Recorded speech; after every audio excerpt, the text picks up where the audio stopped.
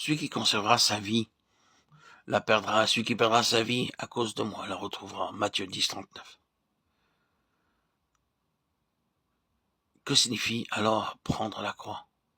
Cela signifie perdre la vie de son âme pour Christ, être blessé dans son cœur pour l'amour de Christ, et endurer angoisse et affliction.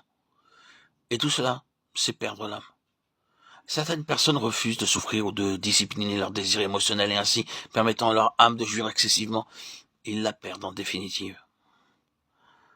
Perdre l'âme pour le Seigneur, c'est ne pas permettre à notre propre âme d'être gratifiée dans ses exigences et plaisirs charnels.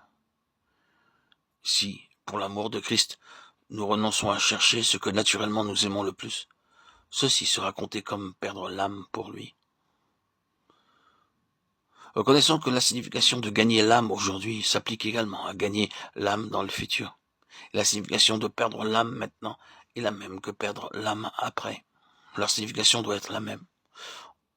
En d'autres mots, perdre l'âme pour le Seigneur suppose le refus à l'âme de se permettre des gratifications et satisfactions aujourd'hui. Et perdre l'âme dans le futur signifie priver l'âme de satisfaction et jouissance dans le royaume. Lorsque ce jour viendra, c'est-à-dire quand le royaume arrivera, certaines personnes auront leur âme remplie, tandis que d'autres auront leur âme vide. Tous ceux qui, dans cet âge, ont pourvu au désir de leur âme par une jouissance excessive au-delà des besoins naturels, n'obtiendront rien dans le royaume à venir. Pareillement, tous ceux qui, pour l'amour du Seigneur, perdent ces choses dans cet âge, seront complètement satisfaits durant la période du royaume à venir. Tous ceux qui triomphent du monde seront récompensés dans le royaume. Ceci est absolument certain. Le salut de l'esprit est décidé au moment où nous croyons dans le Seigneur. Le salut de l'âme dépend de ce que nous faisons aujourd'hui.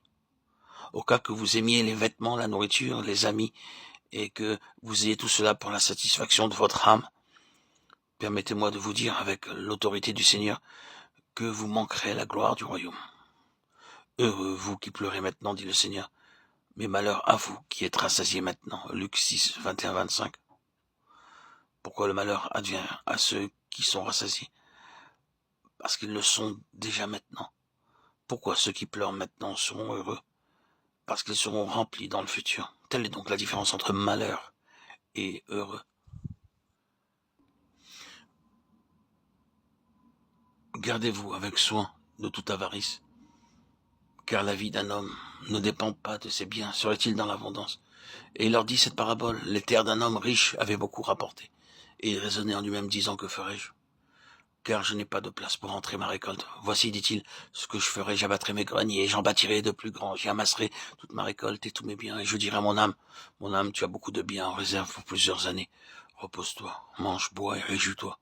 Mais Dieu lui dit: insensé, cette nuit même, ton âme te sera redemandée. Et ce que tu as préparé, pour qui sera-t-il? Il en est ainsi de celui qui amasse des trésors pour lui-même et qui n'est pas riche pour Dieu.